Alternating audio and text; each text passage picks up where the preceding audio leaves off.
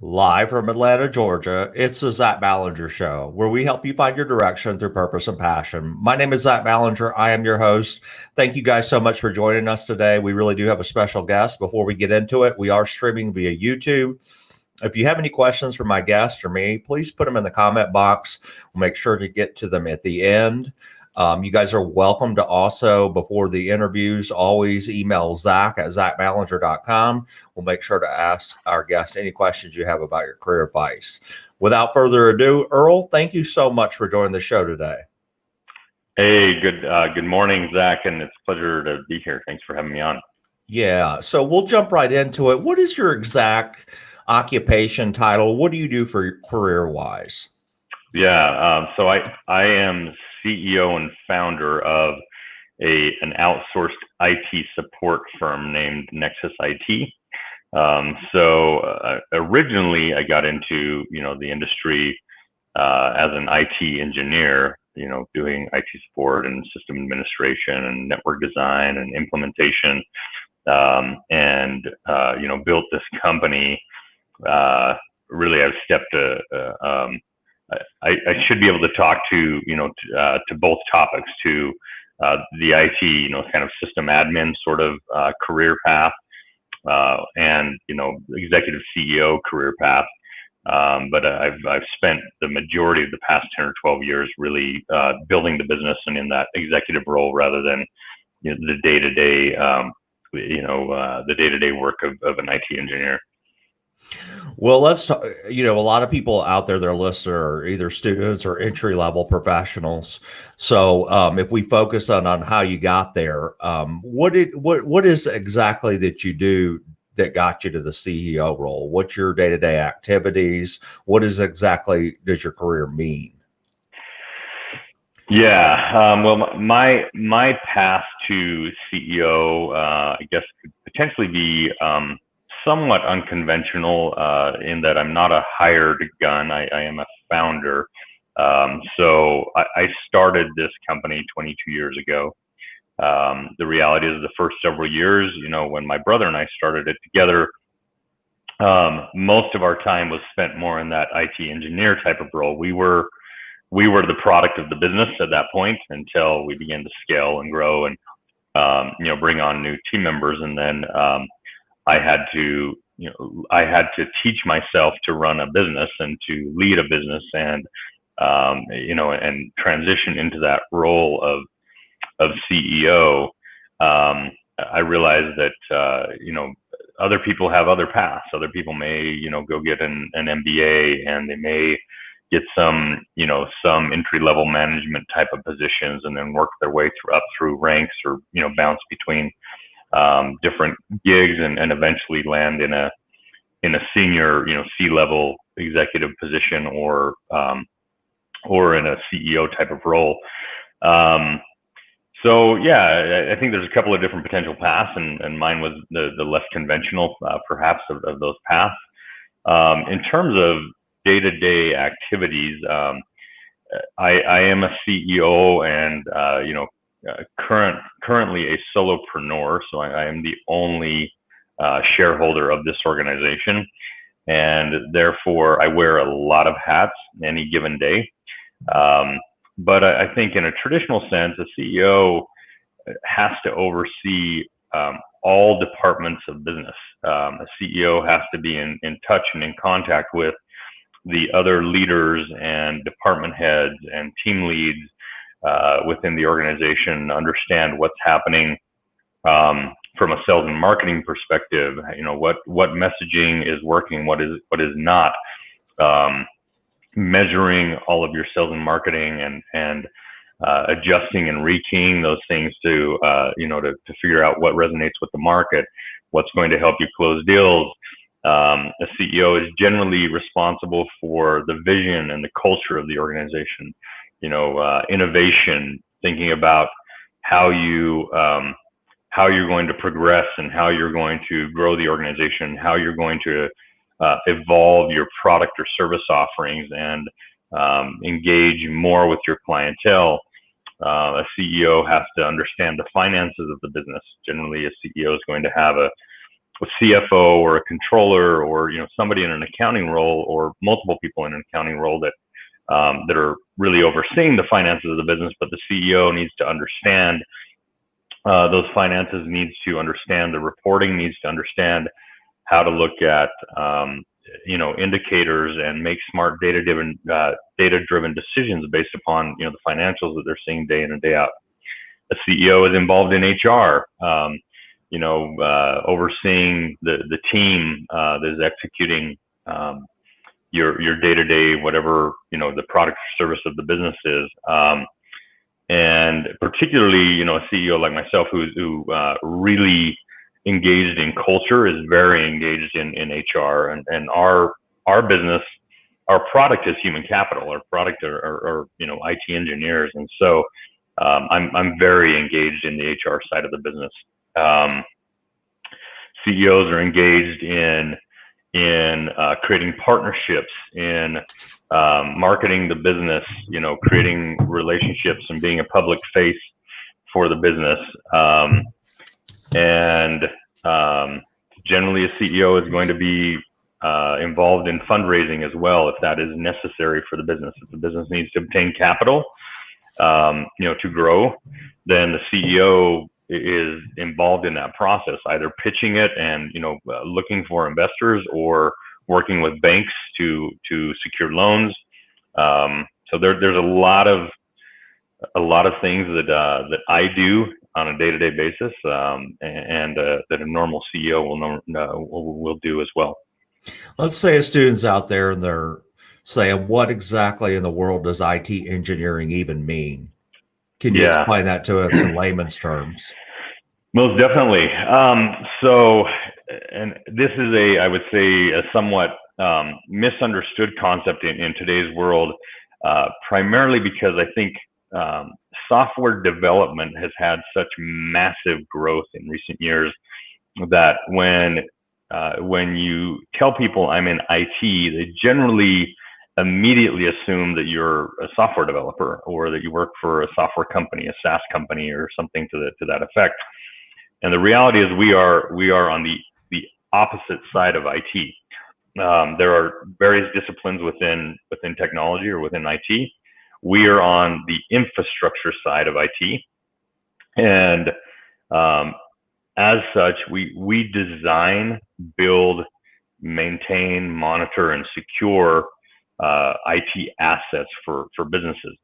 So networks, specifically Nexus IT is an outsourced IT support and services provider. But basically our role is the same as if we were an internal IT department. We're just an outsourced IT department. So our role generally starts at, what are the needs and objectives of the business? Where is the business going? And then how do we design technology solutions that are going to meet those, or help the business, achieve their objectives or grow as an organization? And then it's our job to build those solutions and build that infrastructure, to build out the network, and build and configure computers and servers and routers and switches and wireless, and anymore today we integrate conference room technologies and building access controls, and building controls in terms of like HVAC and surveillance. Essentially any piece of technology that is part of a business, we design, build, and maintain that. And we have Nexus IT. We have a very specific focus as well on cybersecurity and compliance. And so once we've implemented and deployed technology solutions for our clients, we monitor and maintain those. So we're consistently looking at, we have what is referred to as a NOC and a SOC.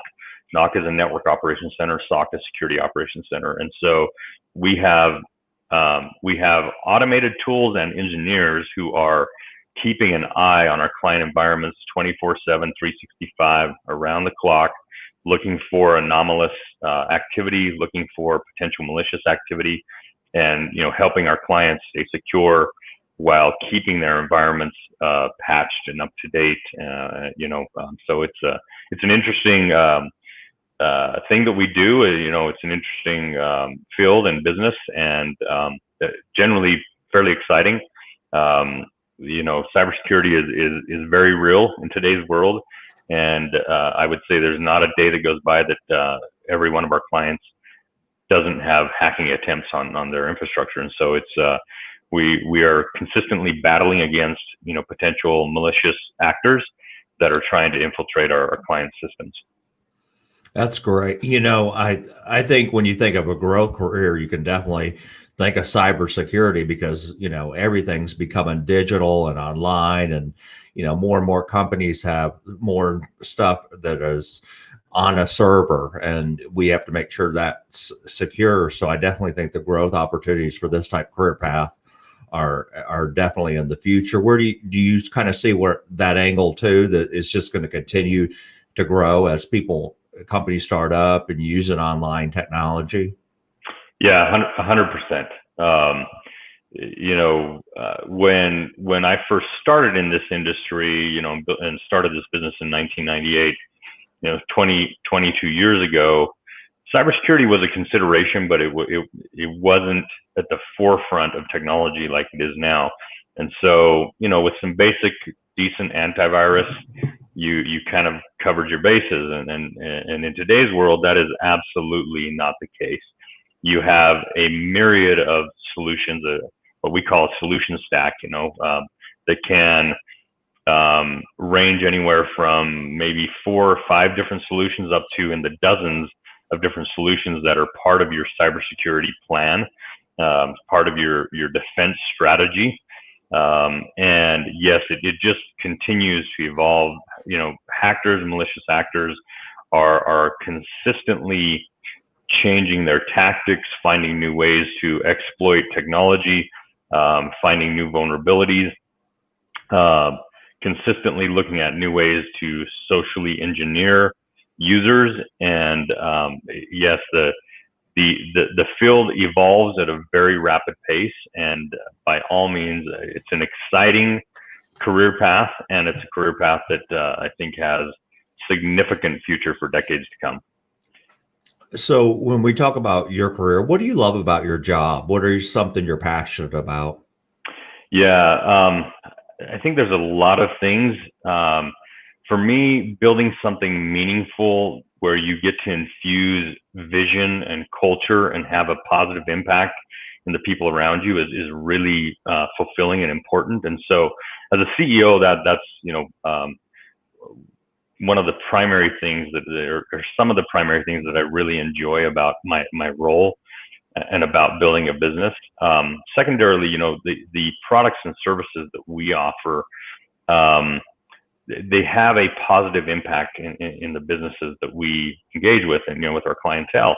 And so generally we're helping our clients fill significant gaps, whether those are gaps of knowledge and capabilities within their internal team when it comes to technology, or simply they have a lack of technology infrastructure or solutions that can really propel their business.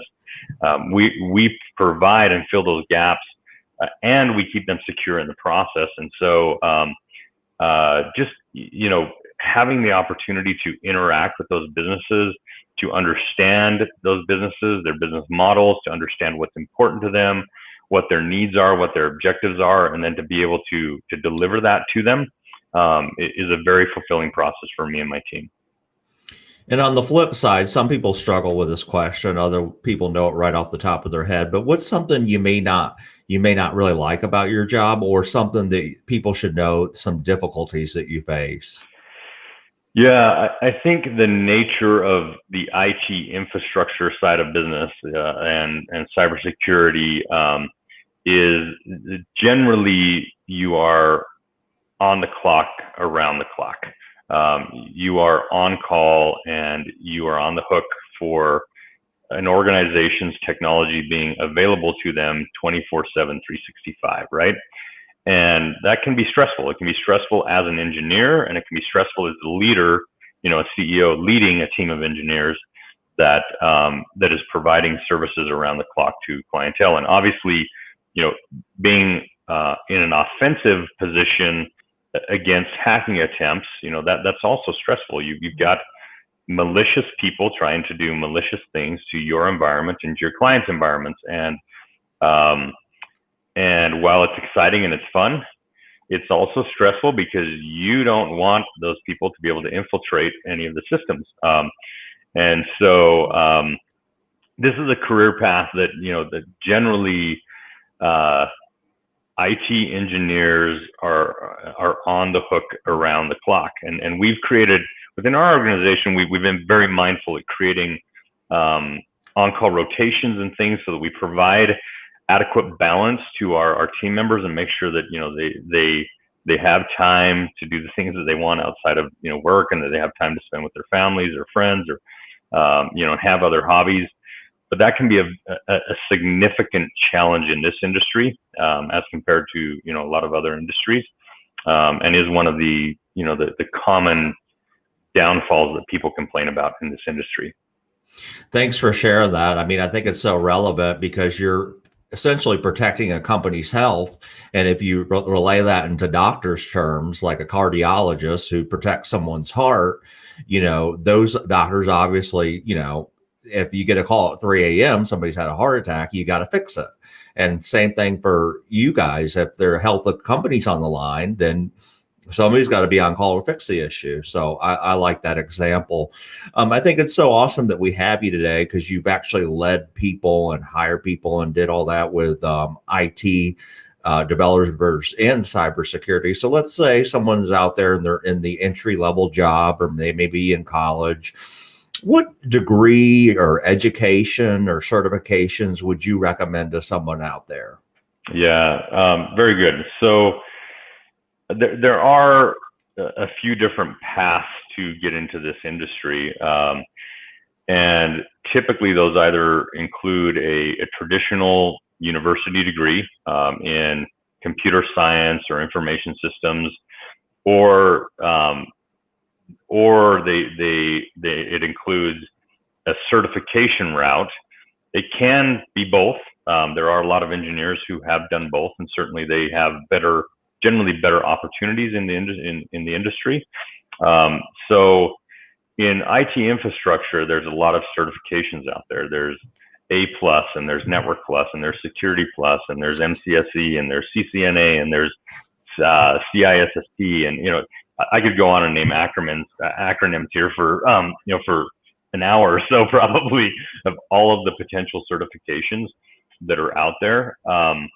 And generally, people will do a technical type of school, an accelerated pace, maybe 6 to 18 to 24 months, and get several different certifications, and then get an entry level job, maybe as a tier 1 help desk support engineer or something like that, is where they might start within the industry.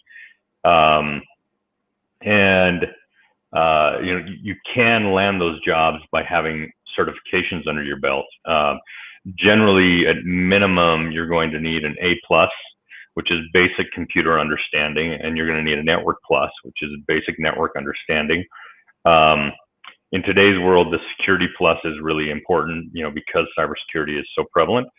But with 2 or 3 of those certifications, those beginning certifications, you can generally land your first job in the industry, and then continue to develop your skills and knowledge on the job. And we're an organization who part of our culture is the practice of abundance and growth mindsets.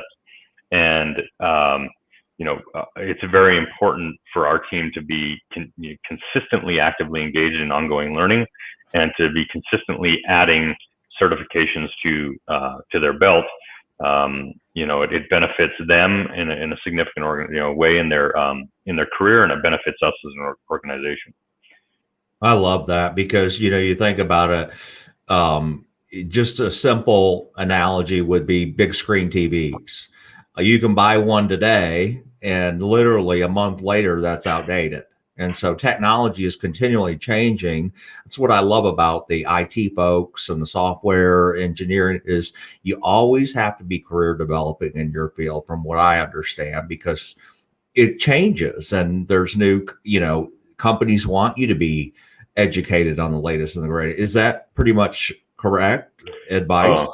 Oh, 100%. I would venture to say, and I realize that my opinion is potentially slightly biased here, but I would venture to say that this industry perhaps is the most quickly evolving industry, in the world, and requires people engaged in this industry to stay abreast of that evolution, probably more than any other industry. I realize that a lot of other industries have significant evolution within them. Healthcare is continually evolving and changing. Uh, the law industry. I mean, there's plenty, right? But technology, I think, over the past several decades has evolved at really breakneck speed, and so it can be exciting, and it can also be challenging, to stay abreast of all of that, all of those new advancements and evolution of the industry. But yes, generally speaking, a company is going to encourage and incentivize their team to their technical teams to continue their learning opportunities, throughout their career, because they need them to stay on top of what's happening with technology. Particularly, again, the cyber threats evolve so quickly that you have to stay abreast of what's happening with new threats, or you're going to leave yourself and your business exposed. Absolutely. I would agree with that 100%. Let's rewind your life a little bit, take you back to elementary school when young Earl was growing up. What did you dream about being in your career? Did you have a dream career?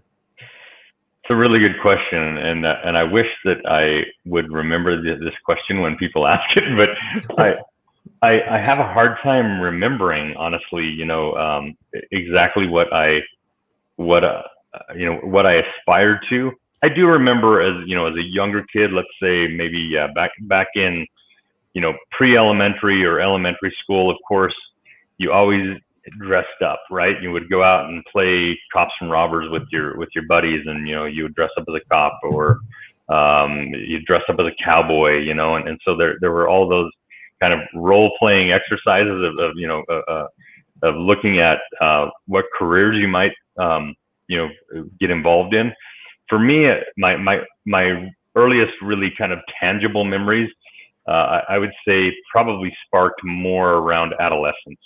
And so around adolescence, I started to become very engaged with my creative side and my artistic side, and I at one time I was pretty good.